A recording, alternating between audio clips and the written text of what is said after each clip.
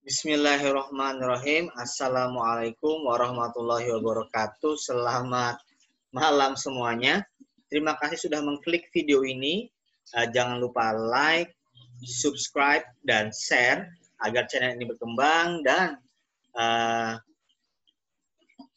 teman-teman kalian bisa terus menikmati, mempelajari materi-materi sejarah untuk sekolah menengah atas atau SMA. Materi kali ini kelas 11 ya, sejarah Indonesia. Materinya tentang pergerakan nasional. Nah, seperti itu ya. Jadi simpelnya tuh bagaimana pergerakan nasional ya. Jadi rasa cinta tanah air kita, kemudian rasa kita ingin merdeka, nah itu merata bergerak secara nasional tuh bagaimana awalnya? Nah, simpelnya seperti itu. Oke. Iya. Nah, pergerakan nasional. Oke. Nah, sebelum kita membahas tentang pergerakan nasional, ini tentunya setelah abad 20 ya. Nah, sebelum abad 20 di Indonesia itu juga ada kita melakukan perlawanan. Nah, namun ciri-ciri perlawanannya itu bersifat lokal, terjadi di daerah-daerah tanpa adanya koordinasi antar daerah. Jadi daerah satu misalkan kita berjuang nih melawan penjajah, namun sama-sama berjuang juga di daerah satunya, namun tidak ada rasa persatuan. Jadi ketika sudah ini kalah ya sudah, tidak masih bersifat lokal, belum nasional ya. Kemudian itu tadi tidak menggunakan organisasi, tetapi dilakukan secara berkelompok saja. Ya, seperti itu ya. Kemudian dipimpin oleh tokoh masyarakat yang disegani. Nah, di sini juga kalau pemimpin atau tokoh tersebut sudah meninggal, ya bisa jadi ada kalanya perlawanan tersebut juga mulai padam. Nah, di situ. Kemudian mengutamakan kekuatan senjata, namun kita kalah dari segi persenjataan. Kemudian mudah dipecah belah karena kurangnya koordinasi antara pemimpin dan bawahannya. Ya, kita sering divided et impera gitu kan. Ini ciri-ciri perlawanan sebelum abad 20. Nah, kemudian bagian 1, faktor apa yang mendorong lahirnya organisasi pergerakan nasional Indonesia. Nah, di sini kita akan membahas organisasi-organisasi pergerakan nasional Indonesia itu apa saja. Mulai dari Budi Utomo, ada Muhammadiyah, ada PNI, dan lain-lain. Oke. Faktor pendorong lahirnya organisasi pergerakan nasional di Indonesia itu ada faktor di dalam internal, yakni lahirnya golongan pelajar akibat dilaksanakannya politik etis. Politik etis ini politik balas budi ya. Di masa ada namanya trilogi Van der Venter ya, edukasi, irigasi, dan migrasi. Di situ rakyat kita menurut saya ya, ini kayak seperti blunder dari bangsa Belanda sendiri. Nah, bangsa kita dikasih edukasi, waktu di masa Van der Venter tersebut, akhirnya bangsa kita cerdas nih. Smart. Wah, smart people ya. Seperti Master Corbuzier gitu ya. Cerdas, akhirnya berpikir, wah ini bangsa kita dijajah. Nah, kita harus merdeka, kita harus keluar dari belenggu penjajahan. Nah, seperti itu. Jadi ini lahirnya golongan terpelajar. Ya. Ini seperti di golongan-golongan dokter di organisasi Budi Utomo. Kemudian kemajuan di bidang transportasi dan komunikasi yang telah mendorong bangsa Indonesia untuk saling memberi kabar berita. Kemudian perasaan senasib sependeritaan atau senasib sepenanggungan sebagai bangsa yang dijajah. Wah, kita sama-sama dijajah. pasti kita harus bisa lepas dari rasa penderitaan ini gitu kan. Kemudian kita memiliki kenangan kejayaan di masa lalu bangsa Indonesia. Kenangan apa, Pak? Kenangan bahwa Majapahit dan Kerajaan Sriwijaya ini dua kerajaan ya. Kalau Sriwijaya ini Buddha, sedangkan Majapahit ini Hindu. Ini dua kerajaan besar pada waktu itu ya.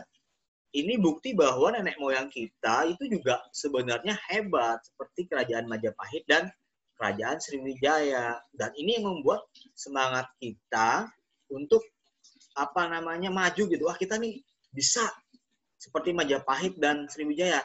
Kenapa kita nih dijajah nih? Dulu aja kita hebat. Nah, seperti itu. Kemudian faktor eksternalnya, kemenangan Jepang atas Rusia dalam Perang Rusia-Jepang tahun 1905. Maksudnya gimana, Pak? Maksudnya orang Jepang ini kan bangsa Asia, Rusia bangsa dari Eropa. Jadi Asia bisa menang dengan Eropa. Artinya bangsa Indonesia itu notabene dari Asia, kemudian Belanda waktu itu dari Eropa, Jepang aja bisa, kenapa dari Asia bisa, kenapa Indonesia dari Asia juga nggak bisa? Pasti bisa juga, seperti Jepang lawan Rusia, seperti itu ya. Kemudian munculnya pergerakan nasional juga di negara-negara Asia seperti Tiongkok, India, kemudian ada juga di Turki. Kemudian muncul paham-paham baru, seperti nasionalisme ini paham cinta tanah air, liberalisme paham kebebasan, dan paham demokrasi. Nah, seperti ini ya, faktor internal dan faktor eksternal. Faktor pendorong lahirnya organisasi pergerakan nasional di Indonesia ya. Kemudian perkembangan pergerakan nasional Indonesia diawali ya, masa awal pergerakan nasional diawali lahirnya organisasi Budi Utomo. Nah, kalau saya Budi Wijaya ya, jangan lupa subscribe. Wow. Ini didirikan pada 20 Mei 1908. Tokohnya ada Dr. Wahidin Sudirohusodo, Dr. Sutomo, dan Gunawan Mangunkusumo. Organisasi Budi Utomo tidak bersifat politis. Nah, ini keanggotaannya terbatas pada penduduk Jawa dan Madura. Nah, organisasi ini mengalami kemunduran. Nah, kenapa? Karena keanggotaan Budi Utomo ini hanya terbatas dari penduduk Jawa dan Madura saja. Lalu muncul organisasi Sarekat Islam yang tidak membatasi keanggotaannya. Nah, ini ya, Budi Utomo tadi. Kemudian Budi Utomo ini garis besar tujuannya ini ingin meningkatkan derajat bangsa melalui pendidikan dan kebudayaan. Ya, seperti itu. Kemudian ada organisasi Muhammadiyah. Ini didirikan di Yogyakarta pada 18 November 1912 oleh Kiai Haji Ahmad Dahlan. Tujuannya memajukan pendidikan dan pengajaran berdasarkan agama Islam, kemudian mengembangkan pengetahuan agama dan cara hidup sesuai agama Islam. Nah, kemudian aktivitas yang dilakukan Muhammadiyah dalam mencapai tujuannya ini mendirikan sekolah-sekolah berdasarkan agama Islam, kemudian mendirikan panti asuhan, poliklinik, rumah sakit, dan masjid, kemudian mengadakan kegiatan keagamaan dalam masyarakat. Organisasi Muhammadiyah ini bersifat non-politis dan kooperatif. Kooperatif ini lawan katanya non-kooperatif. Kalau non-kooperatif itu dia tidak ingin bekerja sama dengan Belanda. Kemudian Nahdlatul Ulama NU ya, didirikan oleh Kiai Haji Hasyim Asy'ari pada tahun 1926. Tujuan pendirian organisasi ini adalah untuk mempertahankan kepentingan kaum muslim tradisional. Untuk itu, organisasi ini mendukung kemajuan sekolah-sekolah Islam tradisional, pemeliharaan kaum fakir miskin, dan usaha-usaha ekonomi. Kemudian ada yang dinamakan Sarekat Islam. Ya, ini didirikan oleh Kiai Haji Samanhudi 1911 dengan nama Sarekat Dagang Islam. Tujuannya ya menjadi wadah para pedagang muslim menghadapi persaingan dengan pedagang asing. Ya.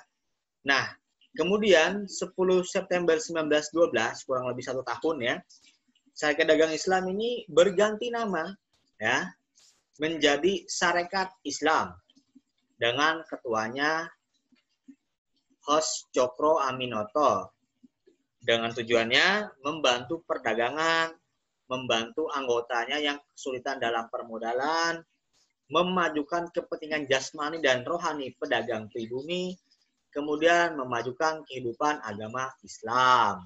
Ini ya.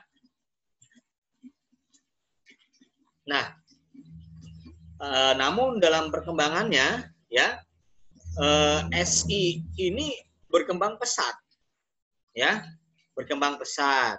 Tahun 1916 juga SI ikut serta sebagai partai politik dengan memilih bekerja sama dengan pemerintahan kolonial Belanda. Ini berarti kooperatif ya.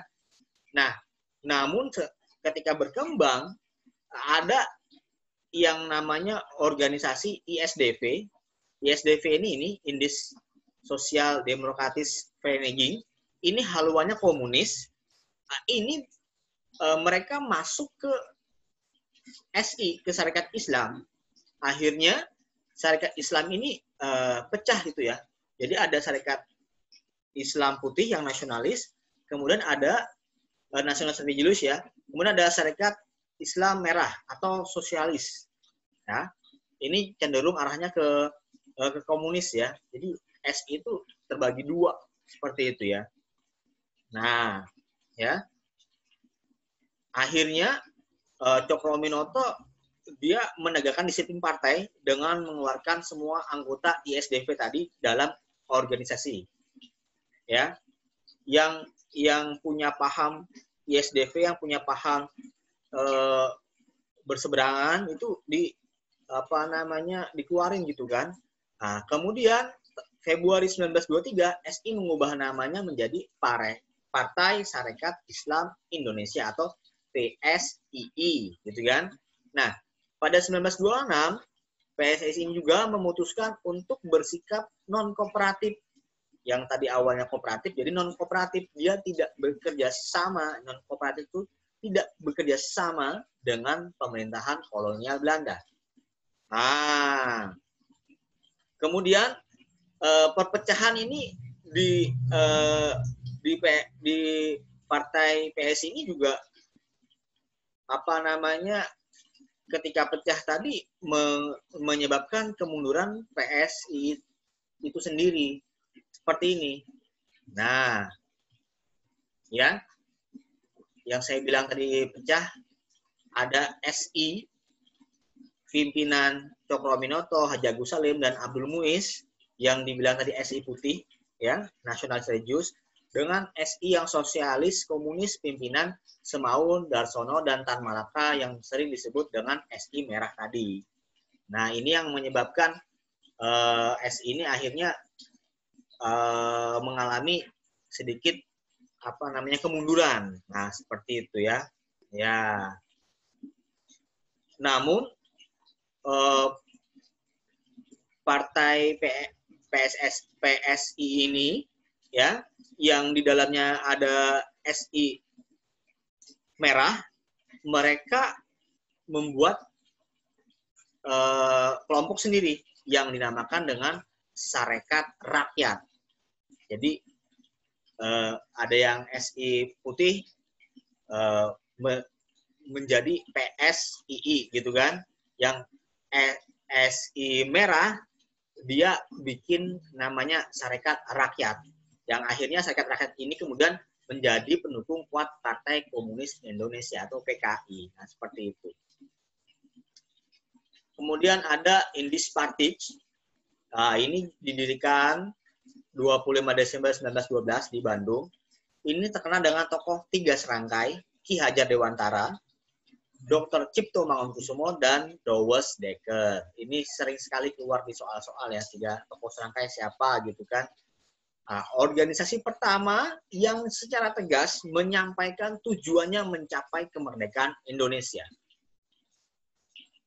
Ya, ini Cipto Mangunkusumo. Semboyan-semboyan Indis Partis pun juga sudah mulai berani gitu kan. Hindia atau Indonesia ini untuk orang Hindia atau Indonesia bebas dari Belanda, dan Indis nasionalisme Hindia atau nasionalisme Indonesia ini mulai memberanikan diri ya untuk mewujudkan Indonesia ini bebas dari Belanda ya. Nah, gara-gara itulah akhirnya ketiga tokoh Indis Partis tersebut ditangkap dan dibuang ke negeri Belanda. Dan Indis Partis ini dinyatakan sebagai organisasi terlarang, ya. Kemudian organisasi Indis Partis sempat berganti nama juga menjadi Insulinde, dan pada tahun 1919 kembali berganti nama menjadi National Indis Partis. Ini pimpinannya 3 tokoh serangkai, ya, duduk dari kiri ke kanan. Ada Dr. Cipto Mangunkusumo, Douwes Dekker, dan Suwardi Surya Ningrat atau Ki Hajar Dewantara. Itu seperti itu ya. Oke, kemudian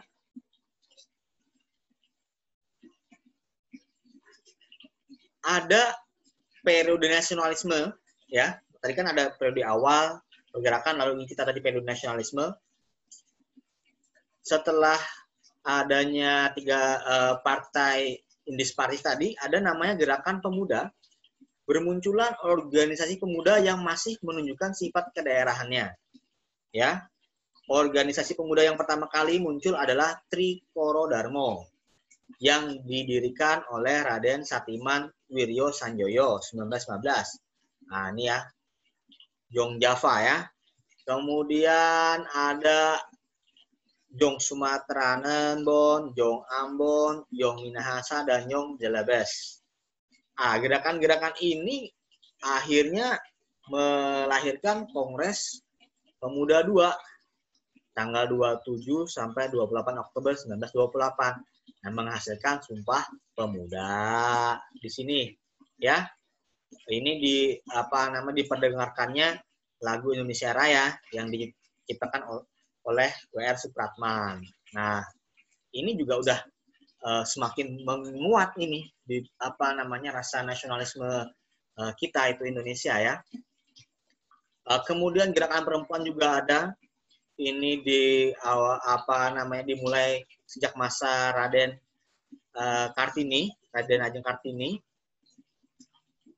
Sorry, mohon maaf kalau ada yang salah. Maksud saya R.A. Kartini ya, 1879 sampai 1904.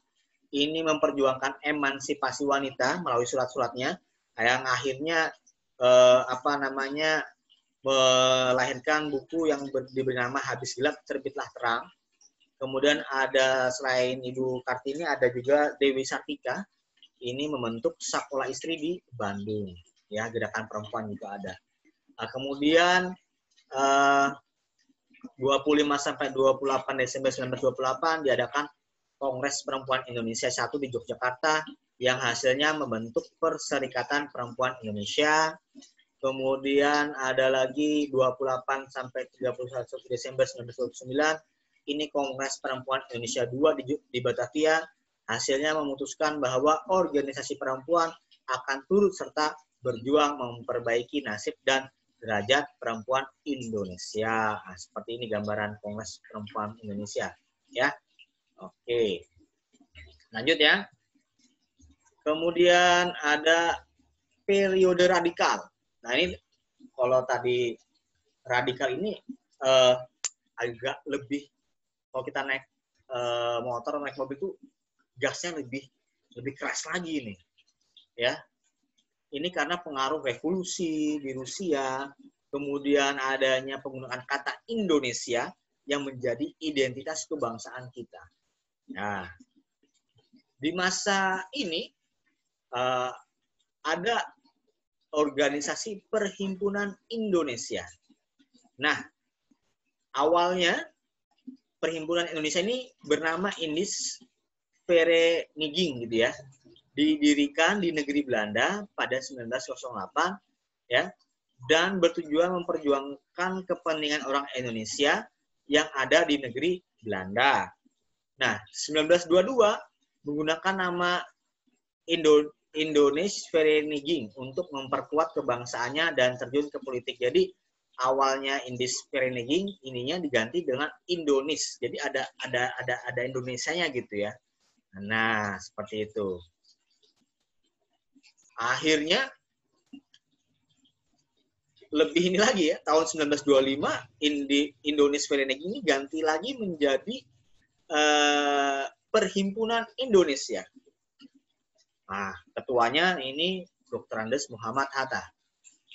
Lalu Perhimpunan Indonesia ini membuat majalah yang namanya Hindia Putra. Nah, kemudian menjadi Indonesia Merdeka pada tahun 1924. Nah, ini juga membuat orang Belanda ketar-ketir juga ya. Wah, ini udah terang-terangan ini. Pengen Indonesia Merdeka nih. Wah, seperti itu ya. Kemudian ada Partai Nasional Indonesia, didirikan pada 1927 oleh Insinyur Soekarno beserta teman-temannya. Nah, ini memiliki asas menolong diri sendiri dan non-kooperatif, tidak mau bekerja sama dengan Belanda. Jadi kan ada yang kooperatif, ada yang non-kooperatif, ya. Lalu Marxisme menghapus kemiskinan. Kegiatan PNI tersebut juga menyelenggarakan kursus pendidikan dan sekolah-sekolah, menerbitkan surat kabar persatuan di Indonesia, ya, mengadakan rapat-rapat umum. Nah, seperti itu. Nah, pergerakan PNI ini juga membuat Belanda gerah gitu kan, akhirnya menangkap pimpinan PNI, termasuk Insinyur Soekarno, kemudian diadili. Namun Insinyur Soekarno juga sebelum diadili juga membaca pidato pembelaannya ya, yang diberi judul Indonesia Menggugat. Wah, seperti itu ya. Pidato pembelaan ditolak dan Insinyur Soekarno tetap ditahan selama 4 tahun di penjara Sukamiskin di Bandung. Seperti itu ini. Ya. Luar biasa ya. Nah, kemudian kita ke Partai Komunis Indonesia. Awal mulanya pada umumnya paham komunis masuk ke Indonesia itu dibawa oleh orang Belanda yang bernama Snevely ya di Semarang. Kemudian Snevely bersama teman-temannya ini mendirikan ISDV ya. Nah, ISDV ini pahamnya komunis. Nah, kemudian ya Partai Komunis Indonesia ini berkembang, ISDV tadi berkembang ya, kemudian berubah nama menjadi Perserikatan Komunis Hindia, akhirnya berubah lagi menjadi Partai Komunis Indonesia. Tokoh-tokohnya adalah Alimin dan Musso. Kemudian PKI ini juga waktu tahun ini ya, belum tahun 48 dan tahun 65 belum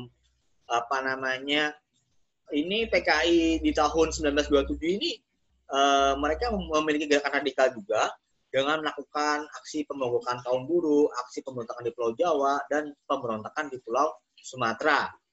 Nah, oleh karena aksi tersebut, PKI dinyatakan sebagai partai terlarang oleh pemerintah kolonial Belanda. Seperti itu ya. Ini PKI yang bukan PKI 48 dan PKI 65 ya. Nah, kemudian perjuangan dalam Volksrat ini apa Pak? Volksrat ini dewan, ya anggota dewan. Di sini juga orang-orang yang dari Indonesia membuat fraksi nasional, ya, fraksi yang didirikan oleh Muhammad Husni Tamrin ini, yang tujuannya ingin kemerdekaan Indonesia itu harus secepatnya ya. Kemudian ada juga petisi Sutarjo. Di sini dicetuskan oleh Sutarjo Karto Hadikusumo tahun 1892-1976 dengan tujuan menyusun suatu rencana pemberian kepada Indonesia suatu pemerintahan yang berdiri sendiri dalam batas pasal 1 Undang-Undang Dasar Kerajaan Belanda, ya. Kemudian ada mosi Tamrin juga dikeluarkan Muhammad Haji Tamrin agar pemerintahan kolonial Belanda mengganti istilah-istilah yang dianggap sudah tidak sesuai lagi dengan situasi dan kondisi bangsa Indonesia saat itu. Ini juga sudah masa periode bertahan. Maksudnya kita itu agar tidak dibubarkan ya dalam melakukan aksi atau strategi politik itu harus hati-hati. Jadi periode bertahan namanya ya, secara umum seperti itu. Nah, secara umum juga organisasi pergerakan pada periode bertahan itu ada Taman Siswa, ini didirikan oleh Ki Hajar Dewantara, kemudian ada Partai Indonesia Raya atau Parindra yang didirikan oleh Dr. Sutomo, kemudian ada Partai Gabungan Politik Indonesia (GAPI). Di sini juga ada Parindra sendiri, kemudian ada juga PSI juga, seperti itu bergabung ya menjadi Partai Gabungan Politik Indonesia atau GAPI. Nah, terakhir, karakteristik periode perkembangan nasionalisme di Indonesia itu seperti apa?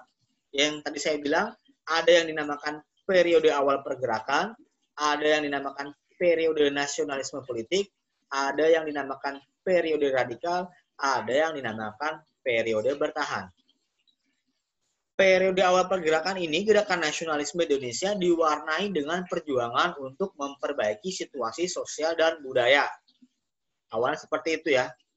Nah, ini itu sudah dari Budi Utomo, Serikat Dagang Islam, Serikat Islam, Muhammadiyah. Muncul lagi masa periode nasionalisme politik. Sudah ada muncul kalau di sini secara umum masih bersifat kedaerahan, ya, ada etniknya. Kalau di sini sudah mulai ada memikirkan Indonesia gitu ya, karena di sini gerakan di periode ini gerakan nasionalisme di Indonesia telah mulai menyinggung bidang politik untuk mencapai kemerdekaan. Ini ada Indis Partij dan gerakan pemuda, ya, yang melahirkan tadi ada Jong Java sampai dengan lahirnya Sumpah Pemuda, kemudian Indis Partij, ya, yang tiga serangkaian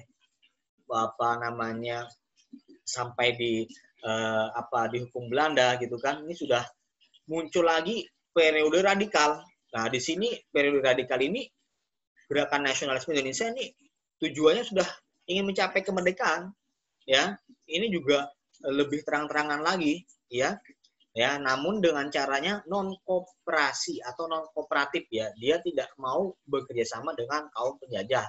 Dalam hal ini di situ Belanda, ya. Ini ada Perhimpunan Indonesia, PKI dan PNI, ya. Nah, seperti itu. Kemudian ada periode bertahan. Ini ada gerakan nasionalisme di Indonesia lebih moderat dan penuh perhitungan. Pada periode ini diwarnai dengan sikap pemerintah Belanda yang sangat reaktif sehingga organisasi pergerakan lebih berorientasi bertahan agar tidak dibubarkan pemerintah Belanda. Nggak apa-apa, mungkin cenderung kooperatif, namun menurut saya rasa atau semangat keindonesiaan itu harus terus berkembang seperti itu. Nah, inilah secara umum kita tadi membahas bagaimana pergerakan nasional Indonesia, organisasi-organisasinya apa saja, ya, yang berkembang hingga munculnya nasionalisme di Indonesia. Mungkin itu saja. Terima kasih sudah menonton. Jangan lupa like dan di-share ke teman-teman agar channel ini bisa berkembang. Terima kasih, sehat selalu. Wassalamualaikum warahmatullahi wabarakatuh. Thank you.